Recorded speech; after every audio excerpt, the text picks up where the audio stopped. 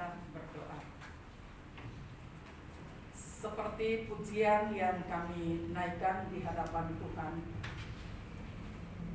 sebagai kerinduan kami bahwa kami mau untuk mendengarkan firman Tuhan. Firman itu telah tersedia bagi kami. Oleh karena itu kami berdoa dan kami mohon ya Roh Kudus, kuasailah hati kami masing-masing. Berikanlah pencerahan kepada kami di saat kami membaca dan merenungkan firman-Mu.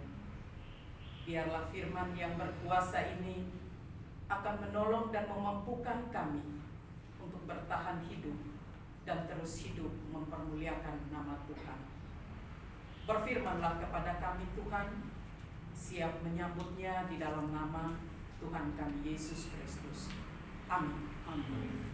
Mari kita membacakan firman Tuhan yang terambil dari Sakaria pasalnya yang keempat ayat 1 hingga ayatnya yang ke-14.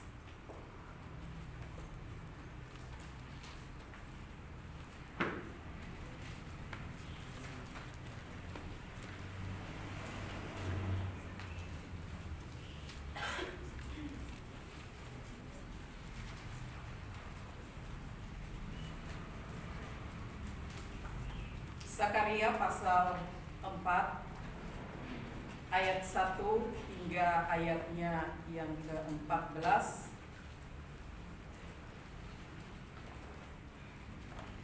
Saya membacakan ayat 1, Bapak Ibu dan saudara-saudara membacakan ayat 2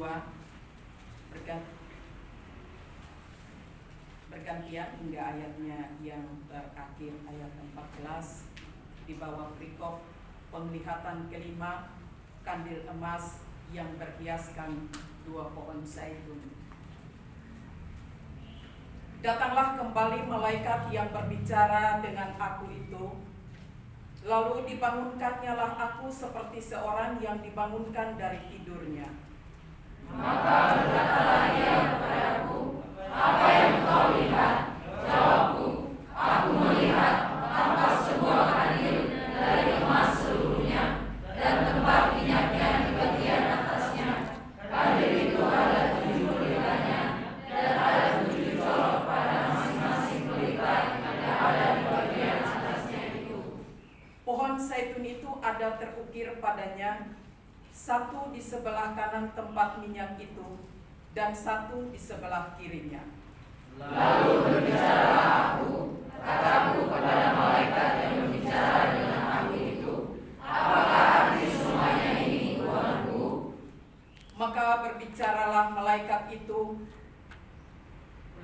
maka berbicaralah malaikat yang berbicara dengan aku itu, katanya kepadaku, tidakkah engkau tahu apa arti semuanya ini? Jawabku, tidak, Tuanku.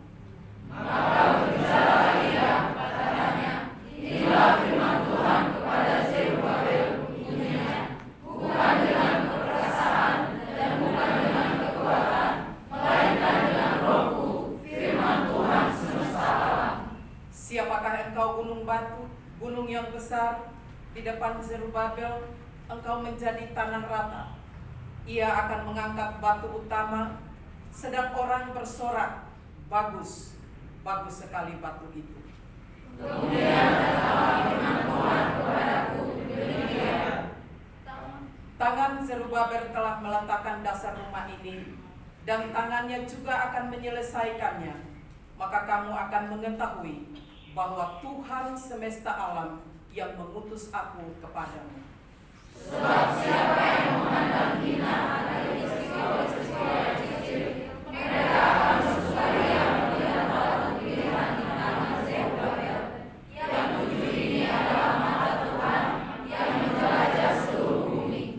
Lalu berbicaralah aku kepadanya, apakah arti kedua pohon zaitun yang di sebelah kanan dan di sebelah kiri kandil ini? Untuk kedua kalinya berbicaralah aku kepadanya, apakah arti kedua dalam pohon zaitun yang mesambi kedua pipa emas yang menyalurkan cairan emas dari atasnya itu? Ia menjawab aku, tidakkah engkau tahu apa arti semuanya ini? Jawabku, Tidak, tuanku. Lalu ia berkata, inilah kedua orang yang diurapi yang berdiri dekat Tuhan seluruh bumi. Demikian jauh pembacaan firman Tuhan bagi kita sekalian. Firman Tuhan berkata bahwa sesungguhnya orang yang berbahagia adalah mereka yang membaca disertai dengan sebuah kerinduan yang dalam untuk merenungkannya dan mau untuk melakukan dalam kehidupan sehari-hari. Amin.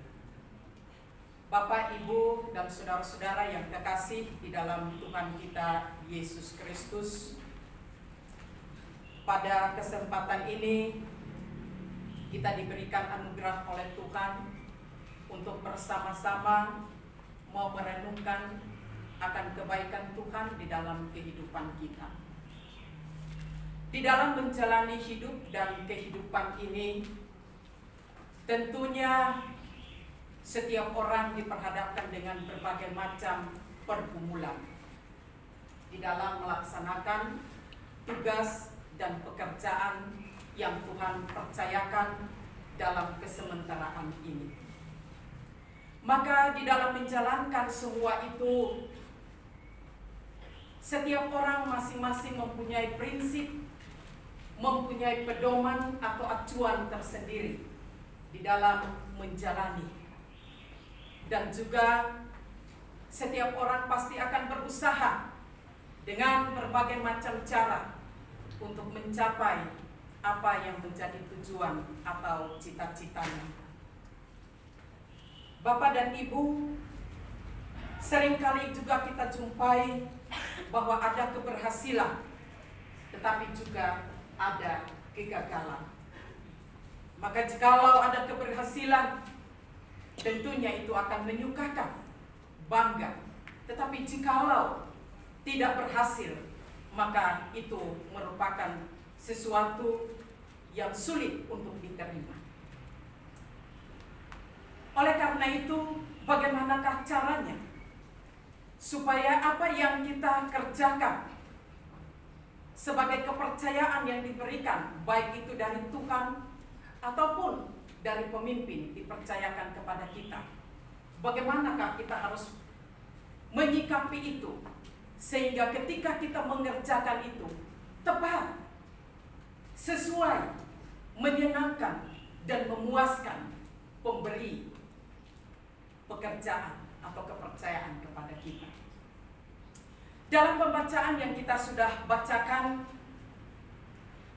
di sini kita melihat bahwa ada satu tugas dan tanggung jawab yang Tuhan percayakan, baik itu kepada Sakaria selaku nabi, baik itu kepada Zerubabel selaku seorang pemimpin negara pada waktu itu, dan juga kepada Yosua yang adalah imam dan nabi.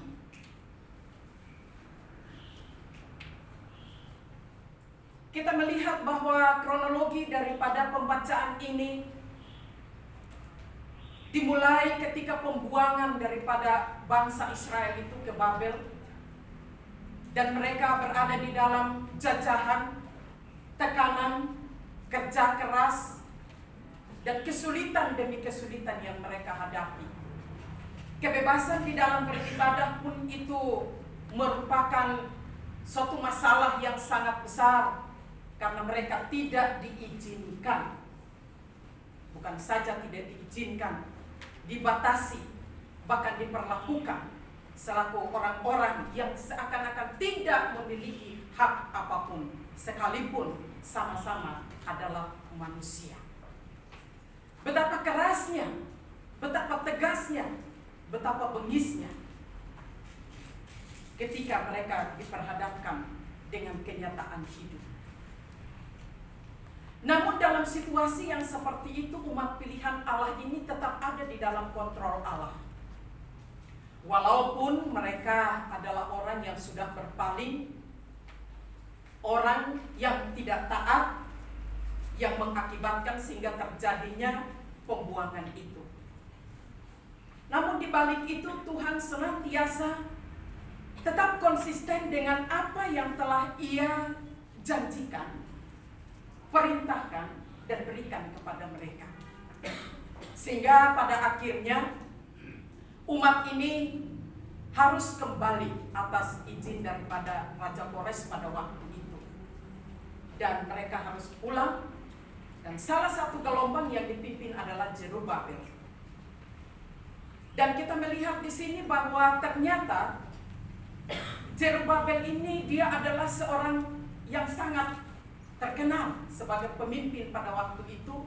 Dicatat bahwa dia adalah seorang gubernur. Dan pada waktu itu juga dia tahu persis tentang keberadaan umat Israel. Dan juga dia tahu sistem politik, penindasan, tekanan, persoalan yang terjadi sebagai wakil Allah yang menjabat dalam bangku pemerintahan pada waktu itu. Dia tahu apa yang terjadi. Namun kita melihat di sini bahwa dalam keadaan yang demikian, maka Allah memberikan sebuah penglihatan kepada Sakaria yang telah kita bacakan tadi dalam Sakaria pasalnya yang keempat. Dari kitab Sakaria ini pasal 1 sampai dengan pasalnya yang ke-8 itu berbicara menyangkut dengan penglihatan-penglihatan yang diperlihatkan kepada Allah melalui para malaikat dan juga kepada Sakaria pada waktu itu.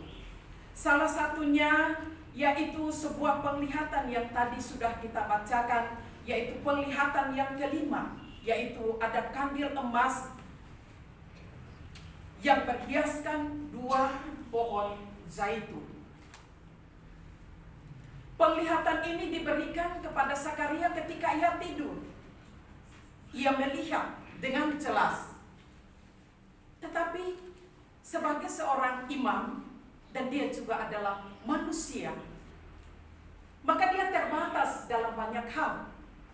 Sehingga ketika dia melihat segala sesuatu yang diperlihatkan oleh Allah melalui simbol-simbol, dan simbol-simbol ini memang agak sulit untuk ditafsirkan, tetapi simbol-simbol ini mengandung makna rohani yang tentunya itu tidak akan terlalu jauh dengan kehidupan mereka sehari-hari. Apa yang mereka lihat?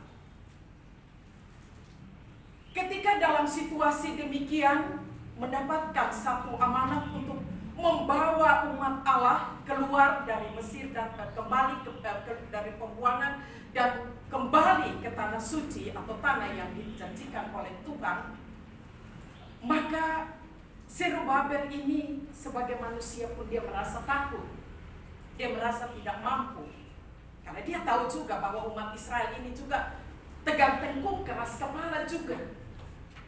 Apalagi orang-orang yang tidak mengenal Tuhan. Dalam situasi yang demikian, mereka mendapatkan perintah untuk membawa umat ini. Dan bukan saja perintah untuk membawa mereka sampai atau kembali ke tanah suci, tetapi mendapatkan sebuah tugas yang sangat berat, yaitu mereka harus membangun kembali bait Allah yang telah diruntuhkan, dihancurkan oleh karena kekejaman, ketidaksenangan, kebengisan orang-orang pada waktu itu terhadap umat pilihan Allah. Sampai pada akhirnya bait Allah juga harus diruntuhkan. Ini menjadi sebuah kecaman bagi umat Israel. Nah, untuk kembali membangun bait Allah ini tidak mudah. Karena mereka akan diperhadapkan dengan itu dia. Siap untuk menghadapi tantangan yang kedua lagi. Dan pasti ini merasa ciut. Sebagai seorang pemimpin yang memang harus melakukan itu, dia juga tentunya bertanya di dalam hati dan pikiran. Ada rasa takut. Namun dalam keadaan yang demikian, maka Allah memakai Sakaria untuk menyatakan penglihatan itu, yaitu ada sebuah kandil dan juga ada 2 pohon zaitun. Dan ketika penglihatan ini diperlihatkan kepada Sakaria, Sakaria sama sekali tidak mengerti. Sehingga beberapa kali dalam pembacaan kita dia bertanya, apakah arti kandil itu? Apakah arti daripada pohon zaitun, 2 pohon zaitun yang ada? Sulit untuk ditafsirkan, dipahami. Tetapi kita bersyukur karena ada hal-hal yang memang dinubuatkan, kadang-kadang menggunakan simbol yang tidak dijelaskan, tetapi ada juga yang langsung dijelaskan, termasuk dengan simbol atau penglihatan terkait dengan kedua simbol yang tadi ini langsung dijelaskan tentang arti daripada kandil itu, arti daripada pohon zaitun itu. Kandil dan pohon zaitun itu tidak asing bagi orang-orang Israel pada waktu itu dan juga umat Israel pada waktu itu. Karena kandil ini senantiasa tersedia di bait Allah sebelum diruntuhkan. Dan mereka tahu bahwa kandil ini mempunyai makna tersendiri ketika dinyalakan di dalam bait Allah, memberikan terang, pencerahan kepada mereka, lambang kehadiran daripada Tuhan. Pohon zaitun ini juga, dari pohon zaitun inilah mereka mendapatkan minyak untuk menyalakan nyala yang ada di kandil itu, pelita yang ada di kandil itu. Maka dengan demikian pada akhirnya dijelaskanlah kepada Zakaria tentang arti daripada kandil, arti daripada pohon, 2 pohon zaitun yang ada di sebelah kiri dan kanannya. Dipertegas lagi, ditanyakan apa sih artinya itu kedua pohon yang ada di samping kiri kanan. Dijelaskan bahwa ada 2 orang yang akan dipakai oleh Tuhan, yaitu Zerubabel dan juga Yosua yang adalah imam, tetapi dia juga adalah seorang nabi. Mereka berdua akan dipercayakan oleh Tuhan untuk membangun kembali bait Allah. Dan ketika mereka membangun kembali bait Allah ini, maka di sana dikatakan bahwa tidak mudah. Karena kedua kitab ini, baik itu kitab Zakaria maupun kitab Hagai, ini ditulis dalam zaman yang tidak berbeda. Baik Zakaria maupun Hagai itu mereka juga hidup sesama. Hanya dalam catatan dikatakan bahwa Zakaria ini sedikit lebih muda daripada Hagai. Dan Hagai juga ketika membawa umatnya kembali, dia diizinkan oleh Tuhan supaya menyerukan agar bait Allah itu dibangun kembali.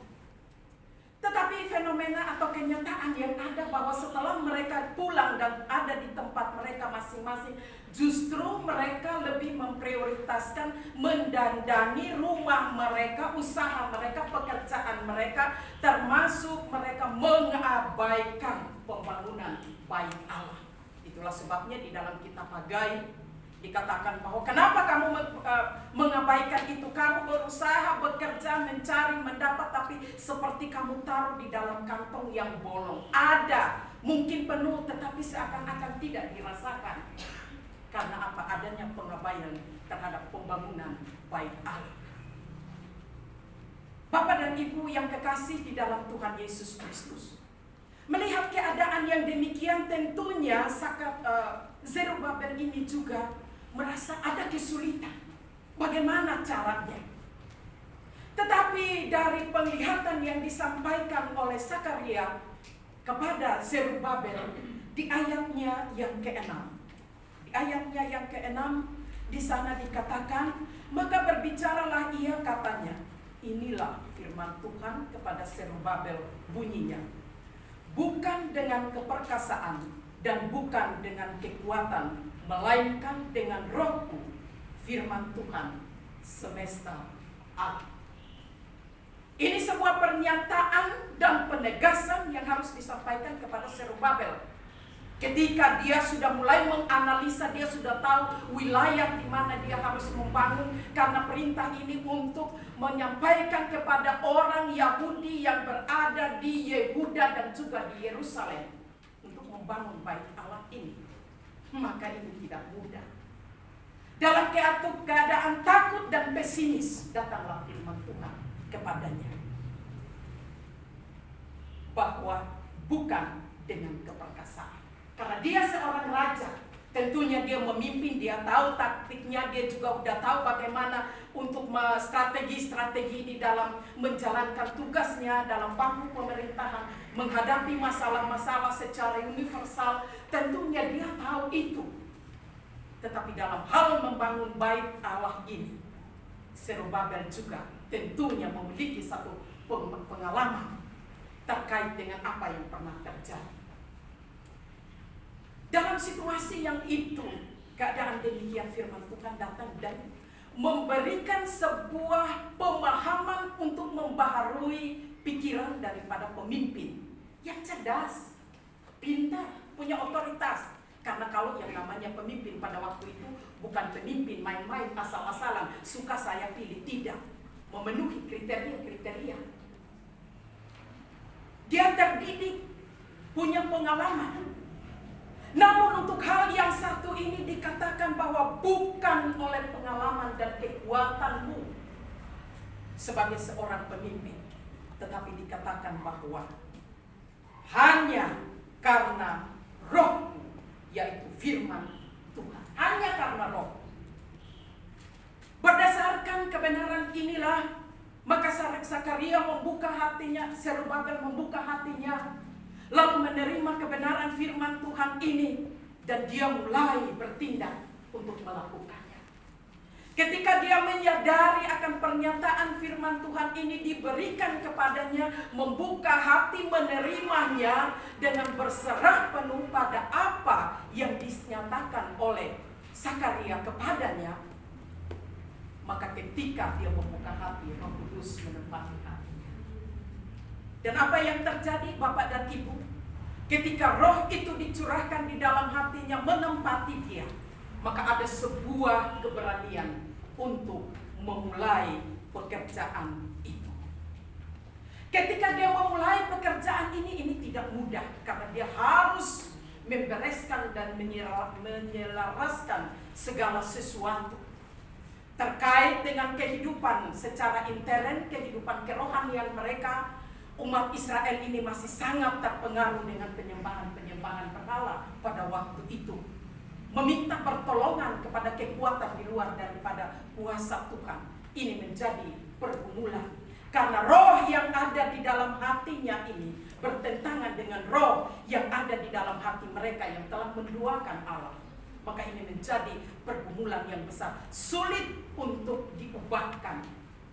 Tetapi berdasarkan kuasa Roh Kudus, maka Zerubabel didampingi oleh Yosua sebagai seorang imam yang menjalin hubungan dengan Tuhan, yang satu menjalin hubungan dengan pihak masyarakat, dipersiapkan, diperlengkapi oleh Tuhan untuk membangun kembali bait Allah ini. Maka ketika mereka mulai membangun bait Allah ini, maka kita melihat bahwa Zerubabel juga menyatakan kepada mereka, baik itu didampingi oleh Yosua, untuk menyelesaikan, untuk mereka kembali mengingatkan kepada orang-orang pada waktu itu tentang keberadaan hidup mereka yang sudah jauh daripada Tuhan. Itulah sebabnya kitab-kitab Nabi ini selalu ada himbauan, kembalilah, bertobatlah, datanglah. Dia memulai itu. Bukan dia langsung bekerja karena memang ya sudah dapat petunjuk. Oke, kita langsung letakkan batu. Tidak. Dia bereskan dulu masalah terlebih dahulu.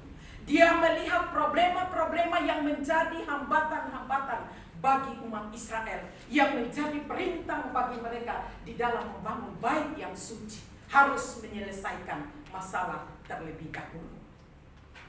Dia juga menyampaikan kepada mereka untuk kembali ingat pada janji Tuhan kepada umat itu. Bahwa sebelum mereka dibuang ada sebuah janji yang Tuhan sudah berikan kepada umat itu. Dan janji itu bukan hanyalah janji yang bersifat duniawi atau sementara. Ada janji kekal. Janji kekal yaitu bahwa setelah manusia terjerumus dalam dosa dan binasa, maka ada satu janji pemulihan melalui Mesias yang akan datang. Dan mereka tahu itu. Mereka menanti-nantikan kedatangan Mesias untuk membebaskan, untuk menolong mereka. Namun dalam penantian yang cukup lama sebagai manusia, pada akhirnya itu mereka tidak sanggup menahan. Dan ini merupakan masalah yang harus dibereskan. Itulah sebabnya mereka memulai dengan kembali mengingatkan mereka akan kesalahan mereka, untuk stop, untuk berhenti di situ dan berbalik atau bertobat. Lalu diingatkan kembali bahwa setelah kamu bertobat, arahkanlah hatimu kembali kepada janji-janji Tuhan, Mesias yang akan datang untuk menyelamatkan. Dan inilah cara yang dilakukan oleh Zerubabel. Ketika dia dikuasai oleh Roh Allah, dia mendapatkan petunjuk, bimbingan, dan nasihat yang jelas. Sehingga apa yang dia mau kerjakan, dia tahu, dia paham. Membereskan dulu segala keberdosaan daripada umat Israel itu. Dia memulai, dia start dengan tahap yang pertama itu.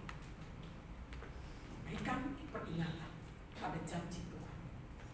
Membuat mereka untuk sadar bahwa ketika mereka berada dalam situasi yang sangat sulit disebabkan oleh karena meninggalkan Tuhan, perbaiki itu dulu.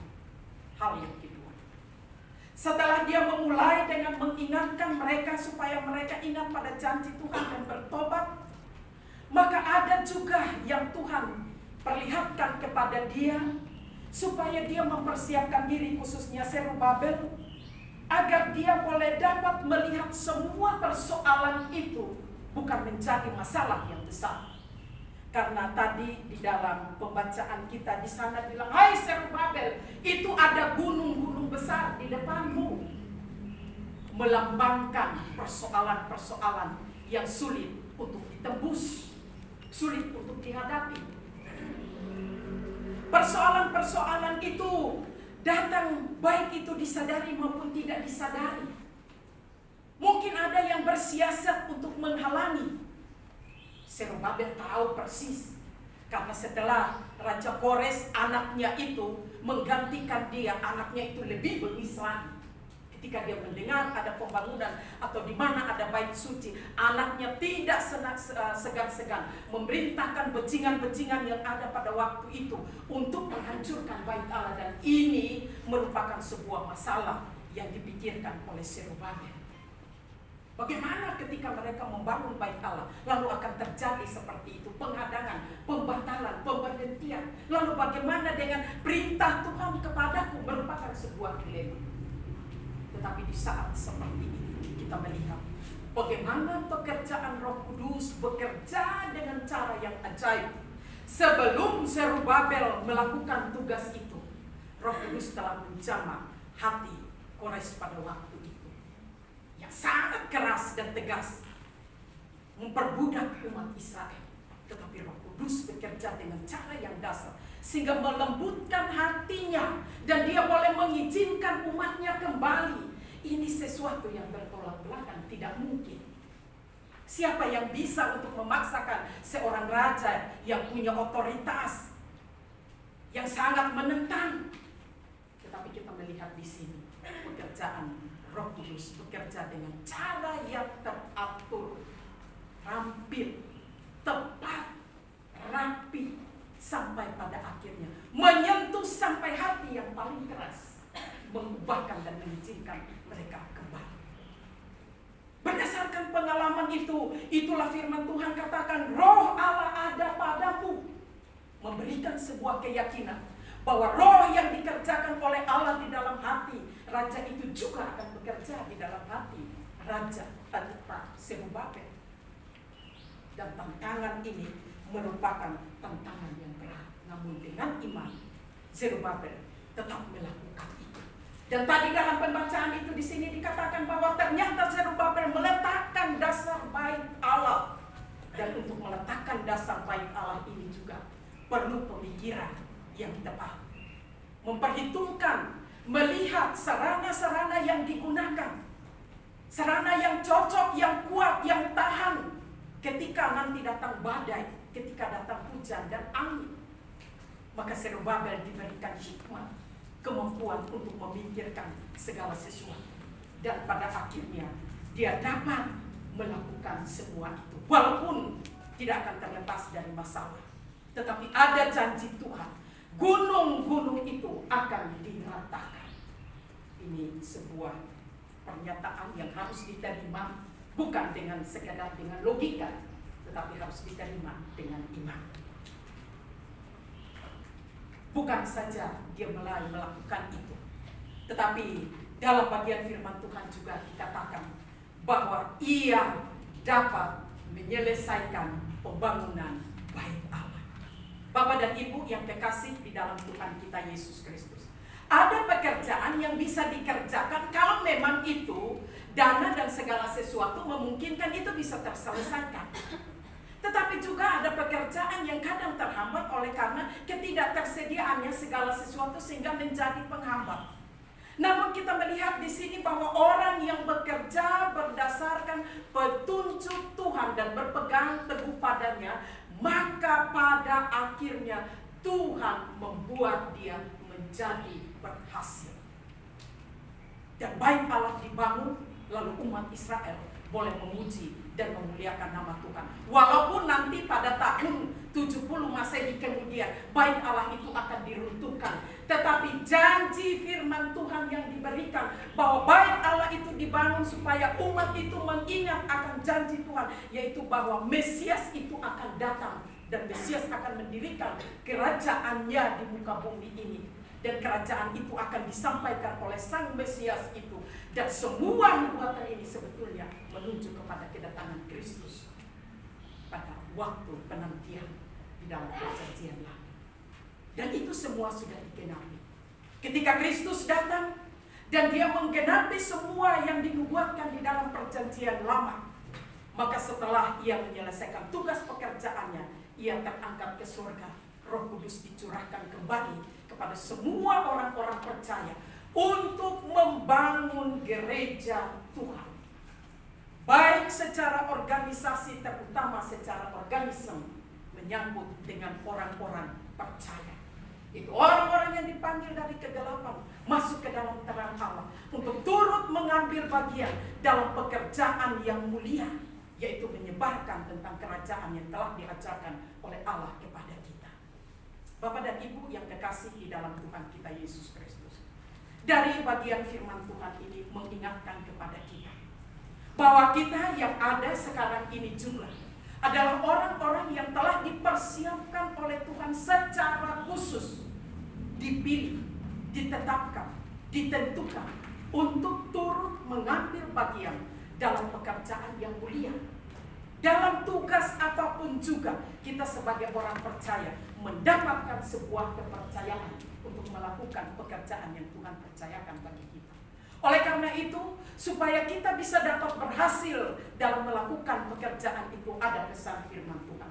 Janganlah dengan kekuatan kita sendiri, tetapi yakinlah bahwa ada Roh Kudus yang ada di dalam hati kita. Itulah yang akan memampukan kita. Yang kedua, kita harus senantiasa memulai segala sesuatu dengan melibatkan dan mengutamakan Tuhan. Itu hal yang penting. Karena jikalau kita lalai di dalam melibatkan Tuhan dalam memulai segala sesuatu, maka pasti ada kegagalan, kekecewaan yang akan membuat kita tidak bersemangat. Yang kedua adalah bahwa dalam kita melakukan segala sesuatu harus siap, karena ada persoalan yang pasti kita hadapi. Itu pasti, itu akan ada. Tetapi ada jaminan firman Tuhan. Roh Allah yang ada di dalam diri kita akan bekerja dengan cara yang tidak dilihat dengan kasat mata, tetapi melakukan perbuatan-perbuatan besar, mempersiapkan, menyediakan, menuntun, mengarahkan, membawa kita masuk ke sana. Dia akan membereskan semua itu, lalu kita akan menjalani. Kalau atau jikalau kita dipimpin oleh Roh. Dan yang terakhir, supaya mau agar kita berhasil turut mengambil bagian dalam pekerjaan yang mulia ini, maka kita harus melihat bahwa Tuhan mempercayakan orang-orang untuk mengerjakan bukan hanya suka-suka, tetapi harus bertanggung jawab sampai pada akhirnya. Dan untuk bertanggung jawab sampai pada akhirnya hanya Roh Kudus yang bisa memampukan. Oleh karena itu, jangan sia-siakan otoritas daripada Roh Kudus. Sebagai orang-orang yang dipersiapkan oleh Allah harus memiliki ciri ini yang melekat di dalam diri kita, menjadi identitas kita, agar ketika kita tampil di mana kita tidak terpengaruh, agar kita tidak sembrono dalam berpikir, dalam mengungkapkan, dalam merealisasikan, karena semua itu sudah ditata oleh Roh Allah. Marilah kita berdoa, mohon pimpinan Roh Kudus menguasai dan menuntun kita dalam tugas dan karya kita. Amin. Kita berdoa. Terima kasih untuk firman-Mu. Kami membutuhkan Roh-Mu karena kami sangat terbatas dan tidak mampu. Mampukan kami untuk melakukan tugas mulia yang Tuhan percayakan bagi kami. Dalam nama Tuhan Yesus kami memohon. Amin. Amin. Shalom.